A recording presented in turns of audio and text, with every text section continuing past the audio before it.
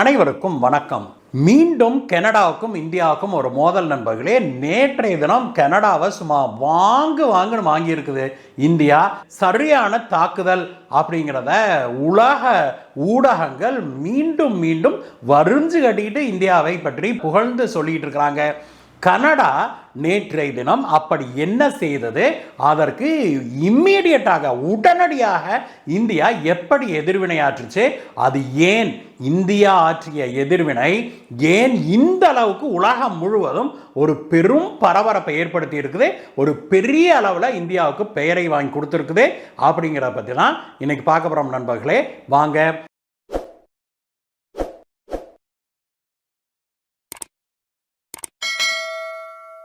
நண்பர்களே, நம்முடைய வெளியுறவுத்துறை அமைச்சர் திரு ஜெய்சங்கர் அவர்கள் தற்பொழுது ஆஸ்திரேலியாவுக்கு அரசுமுறை பயணமாக சென்றிருக்கிறாரு. அங்க சென்றவர் தி ஆஸ்திரேலியா டுடே அப்படிங்கிற ஒரு ஊடகத்துக்கு பேட்டி ஒன்ன கொடுத்திருந்தாரு. அந்த பேட்டி வெளியாகி ஒரு சில மணி நேரங்களிலேயே அந்த பேட்டியை கனடா அரசாங்கம் கனடாவில் தடை செய்திருக்குது அப்படிங்கிற செய்தி வெளியாகுதான் உலகம் முழுவதும் பெரும் அதிர்ச்சியை ஏற்படுத்துச்சு. பேச்சு சுதந்திரத்துக்கு நான் தான் ஏகபோக காவலாளி அப்படின்னு உலகம் முழுவதும் மார்தட்டி கொண்டு திரிகிற கனடா செய்திருக்கிற இந்த கேவலமான வேலையை பாருங்க அப்படின்னு ஆஸ்திரேலியா டுடே ஊடகத்துடைய எடிட்டரே வரிஞ்சு கட்டிக்கிட்டு கனடாவை தாக்கி இருக்கிறாரு. மேலும் அவர் என்ன சொன்னார் அப்படின்னா, கனடா இப்படி எங்களை ஆஸ்திரேலியா ஊடகத்தை தடை செய்திருப்பது சரியா அப்படிங்கிறத கனடா பிரதமர் யோசிச்சு சொல்லணும். உலகம் முழுவதும் ஊடக சுதந்திரத்துக்கு பேச்சுரிமைக்கு நாங்க தான் ஏகபோக காவலாளின்னு சொல்லிட்டு தெரிகிற கனடாவுடைய பிரதமரான ஜஸ்டின் ட்ரூடோ இப்படி ஒரு காரியத்தை செய்யலாமா? இந்தியாவுடைய வெளியுறவுத்துறை அமைச்சரான திரு ஜெய்சங்கர் அவர்களை அவர் என்ன சொல்றாரு, அவங்களுடைய ஊடகம் ஆஸ்திரேலியா டுடே ஊடகத்தில் நாங்க ஒரு பேட்டி ஒன்று எடுத்தோம். அந்த பேட்டியில ஒரு சிறு பகுதி கனடாவுக்கும் இந்தியாவுக்கும் இருக்கிற அந்த டிஃபரன்ஸ் ஆஃப் ஒப்பீனியனை பற்றி, அந்த கருத்து வேற்றுமையை பற்றி நாங்க கேள்வி கேட்டிருந்தோம். அதற்கு ஜெய்சங்கர் அவர்களும் வரம்புகளுக்கு உட்பட்டு தான் நாகரீகமான முறையில தான் அவர் பதிலும் சொல்லியிருந்தாரு. அப்படிப்பட்ட ஒரு பேட்டியை கனடா தடை செய்திருப்பது அப்படிங்கிறது பேச்சுரிமைக்கு எதிராக கனடா இருக்குது அப்படிங்கிறதை உலகத்துக்கு காட்டுது அப்படின்னு சொல்லி அவர் சொன்னாரு. சரி நண்பர்களே, இந்த பேட்டியில அப்படி என்ன கேட்டாங்க, ஜெய்சங்கர் அவர்கள் என்ன சொன்னாரு அப்படிங்கிறத பார்க்கலாம். முதல்ல நேற்று முன்தினம் ஆஸ்திரேலியாவை தலைமையிடமாக கொண்ட இந்த ஆஸ்திரேலியா டுடே அப்படிங்கிற ஒரு ஊடகம் ஒன்று இந்திய வெளியுறவுத்துறை அமைச்சர் ஜெய்சங்கர் மற்றும் ஆஸ்திரேலியாவுடைய வெளியுறவுத்துறை அமைச்சரான பென்னி வாங் அவர்களை கூட்டாக ஒரு பேட்டி ஒன்று எடுத்தது. அந்த ஜாயிண்ட் பிரஸ் கான்ஃபரன்ஸ்ல ஆஸ்திரேலியா டுடே ஜெய்சங்கர் அவர்களிடம் ஒரு கேள்வி ஒன்று கேட்குது. அது என்ன கேட்குதுன்னா, கனடாவுக்கும் உங்களுக்கும், அது இந்தியாவை சொல்லுது, கனடாவுக்கும் உங்க நாட்டுக்கும் தற்சமயம் ஒரு சில உரசல்கள் ஏற்பட்டிருக்குது, அது என்ன, அதை பற்றிய உங்களுடைய கருத்து என்ன அப்படின்னு சாதாரணமான ஒரு கேள்வியை கேட்கிறாங்க. அதற்கு திரு ஜெய்சங்கர் அவர்கள் 3 முக்கியமான பாயிண்ட்களை சொல்லி விளக்கம் அளிக்கிறாரு. முதலாவதாக அவர் என்ன சொல்றாரு அப்படின்னா, கனடாவில் காலிஸ்தான் தீவிரவாதிகள் இந்துக்களுக்கு எதிராகவும் இந்தியர்களுக்கு எதிராகவும் போராட்டங்களை நடத்துவதும் நேரடி தாக்குதல் நடத்துறதையும் கனடா அரசாங்கம் கண்டும் காணாமல் இருப்பதும் சில சமயங்கள்ல ஊக்குவிக்கிறதும் சரியல்ல. இது கனடா இந்திய உறவுகளை பாதிக்குது அப்படின்னு சொன்னவர் அந்த பேட்டி எடுப்பதற்கு முதல் நாள் நடந்த சம்பவத்தை மேற்கோள் காட்டுறாரு. கனடாவில் இருக்கிற இந்து சபா கோயில்ல காலிஸ்தான் தீவிரவாதிகள் தங்களுடைய காலிஸ்தான் கொடியெல்லாம் தூக்கிட்டு கோயிலுக்குள்ள புகுந்து கோயில்ல அமர்ந்து வழிபாடு நடத்தி கொண்டிருந்தவங்க மேல பயங்கரமான கொலைவெறி தாக்குதலை நடத்தினாங்க இல்லையா, அதை பற்றிய வீடியோக்கெல்லாம் பலவும் வெளிவந்தது இல்லையா, அதை சுட்டிக்காட்டி அந்த மாதிரியான ஒரு கலவரத்தை அந்த மாதிரி எல்லாம் நடக்காம பாதுகாப்பு கொடுக்க வேண்டியது யாருடைய வேலை? கனடா நாட்டு அரசாங்கத்துடைய பணி அல்லவா?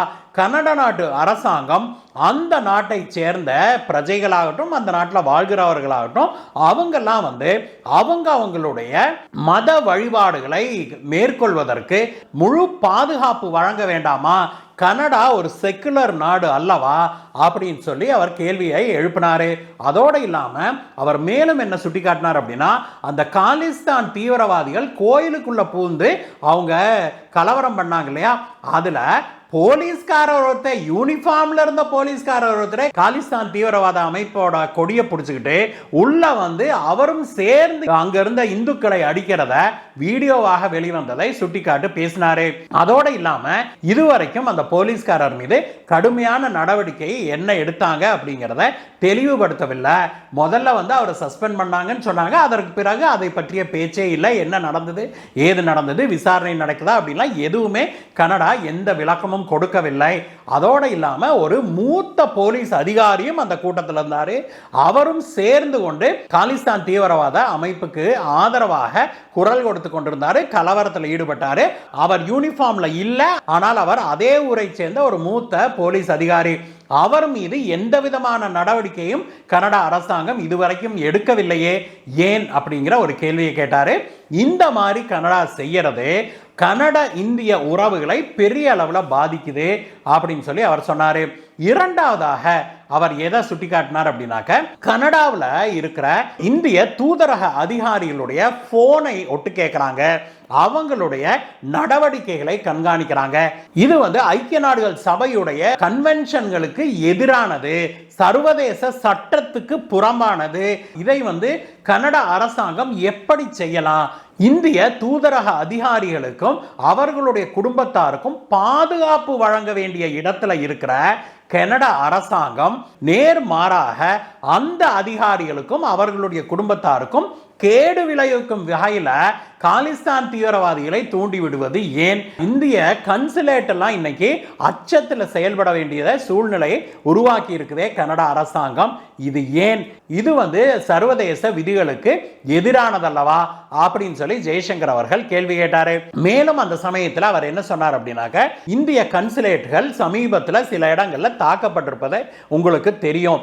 கன்சுலர் சர்வீசஸை நாங்கள் வருடா வருடம் இந்த நவம்பர் டிசம்பர் மாதத்தில் வழங்குறது வழக்கம்.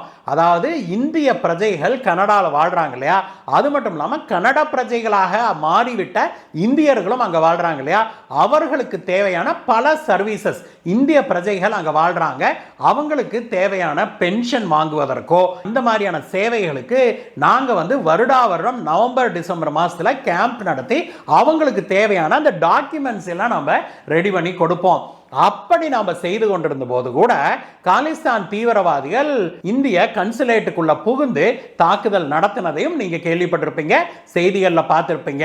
இப்படி இந்திய தூதரக அதிகாரிகள் நடத்துகிற சேவைகளுக்கு கூட எங்களுக்கு பாதுகாப்பு வழங்க கனடா மறுத்து விட்டது. இதனால இனிமேல் இந்திய தூதரகங்கள் இது போன்ற சேவைகளை வழங்காது அப்படின்னு சொல்லி இந்திய வெளியுறவுத்துறை அமைச்சகம் செய்தி வெளியிட்டிருப்பதை அவர் சுட்டிக்காட்டினாரு. இது வந்து அங்க கனடால வாழ்கிற இந்தியர்கள், அதுல பெரும்பாலானவர்கள் சீக்கியர்கள், பஞ்சாபை சேர்ந்தவர்கள் அப்படிங்கிறத நம்ம இங்க குறிப்பிட வேணும்.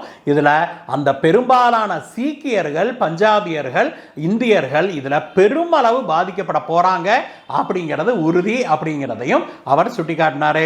இந்த இரண்டு விஷயங்களை பேசியவர் பிறகு மூன்றாவதாக என்ன சொன்னார் அப்படின்னாக்க, காலிஸ்தான் தீவிரவாதிகளுக்கு புடம் போட்டு ஊக்குவிச்சுக்கிட்டு இருக்குது இந்த கனடா அரசாங்கம், ஜஸ்டின் ட்ரூடோ தலைமையிலான இந்த கனடா அரசாங்கம்.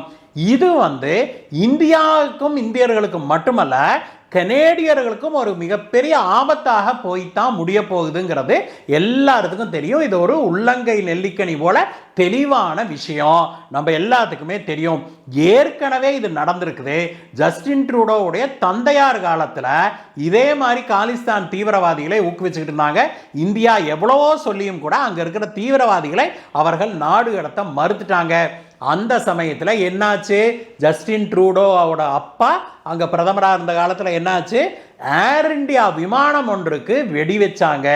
வானத்தில் வெடித்து சிதறிய அந்த ஏர் இந்தியா விமானத்தில் 300க்கும் மேற்பட்டவர்கள் உயிரிழந்தார்கள். அதில் பெரும்பாலானோர் கனடா நாட்டு பிரஜைகள். அப்படிங்கிறத நாம நினைவு கூற வேணும். திரு ஜெய்சங்கர் அவர்கள் என்ன சொன்னார்னா, இந்த மாதிரி காலிஸ்தான் தீவிரவாத அமைப்புகளுக்கு, காலிஸ்தான் தீவிரவாதிகளுக்கு இவரு ஜஸ்டின் ட்ரூடோ கொம்பு சீவி விட்டுக்கிட்டு அவங்களுக்கு பாதுகாப்பு வழங்கிக்கிட்டு இந்தியர்களுக்கும் இந்துக்களுக்கும் பாதுகாப்பு இல்லாத ஒரு சூழ்நிலையை ஜஸ்டின் ட்ரூடோ உருவாக்கி கொண்டே வருவது இந்திய கனடா உறவுகளை அதல பாதாளத்துக்கு தள்ளுது. இது நாளடைவில் கனடாவுக்கே ஒரு மிகப்பெரிய ஆபத்தாக மாறப்போகுது அப்படின்னு சொல்லி சொன்னாரு. இந்த பேட்டி வெளியான ஒரு சில மணி நேரங்கள்லயே கனடாவில் இருக்கிற இந்தியர்களும் பிறரும் கம்ப்ளைண்ட் பண்ண ஆரம்பிச்சாங்க. என்ன அப்படின்னா, இந்த மாதிரி ஆஸ்திரேலியா டுடே வெப்சைட்டு கனடாவில் அக்சஸ் பண்ண முடியாம போயிருச்சு, அவங்களோட யூடியூப் வீடியோ இருக்குது இல்லையா, அதை கனடாவில் பிளாக் பண்ணிவிட்டாங்க அப்படின்னு சொல்லி கம்ப்ளைண்ட் பண்ண ஆரம்பிச்சாங்க. அடுத்த ஒரு சில மணி நேரங்கள்லயே கனடா அரசாங்கம் அதை உறுதியும் செய்தது. ஆஸ்திரேலியா டுடேவை கனடாவில் நாங்க பிளாக் பண்ணி இருக்கிறோம், அதற்கு தடை விதித்திருக்கிறோம் அப்படின்னு அதிகாரப்பூர்வமாக கனடா அரசாங்கம் அறிவிக்கவும் செய்திருக்குது. இந்த செய்தி வெளிவந்த உடனேயே நம்முடைய வெளியுறவுத்துறை அமைச்சர் திரு ஜெய்சங்கர் அவர்கள் பத்திரிகையாளர்களை சந்தித்து கனடாவை லெஃப்ட் ரைட்னு விட்டு வாங்குன்னு வாங்கிட்டார். நண்பர்களே, அவர் கனடா நாட்டு அரசாங்கத்தை நேரடியாக கேள்வி கேட்டாரு. என்ன கேட்டார்னா, இத்தனை நாட்களாக காலிஸ்தான் தீவிரவாதிகளை அடக்கி வைக்காததுக்கு காரணமாக நீங்க சொன்னது என்ன? பேச்சுரிமை.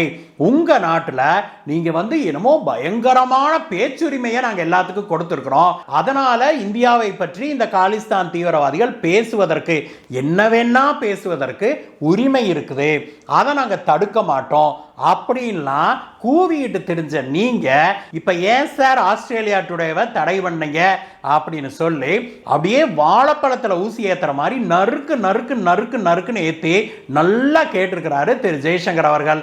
மேலும் அவர் என்ன சொன்னார்னா, என்னமோ உலகத்துக்கே தான் காவலாளி, பேச்சுரிமை காவலாளி அப்படின்னு சொல்லிட்டு தெரியற ஜஸ்டின் ட்ரூடோ செய்த வேலையை பார்த்தீங்களா? ஒரு சாதாரண பேட்டி, நான் கொடுத்த ஒரு சாதாரண பேட்டியை கூட கனடா மக்கள் கேட்டு முழிச்சுக்க கூடாது அப்படிங்கிறதுக்காக இந்த ஆஸ்திரேலியா டுடே ஊடகத்தையே கனடாவில் தடை செய்திருக்கிறாரே, இவர்தான் பேச்சுரிமையின் காவலாளியா அப்படின்னு சொல்லி திரு ஜஸ்டின் ட்ரூடோவை நோக்கி நம்முடைய திரு ஜெய்சங்கர் அவர்கள் கேள்வி எழுப்பியிருக்கிறார். நண்பர்களே, உண்மையிலேயே கனடாவுடைய இரட்டை வேடம் இதன் மூலமாக உலகத்துக்கு வெளிச்சமிட்டு காட்டப்பட்டிருக்குது அப்படின்னு தான் சொல்லணும். நண்பர்களே, இந்த வீடியோவை பற்றிய உங்களுடைய கருத்துக்களை சொல்லுங்க நண்பர்களே.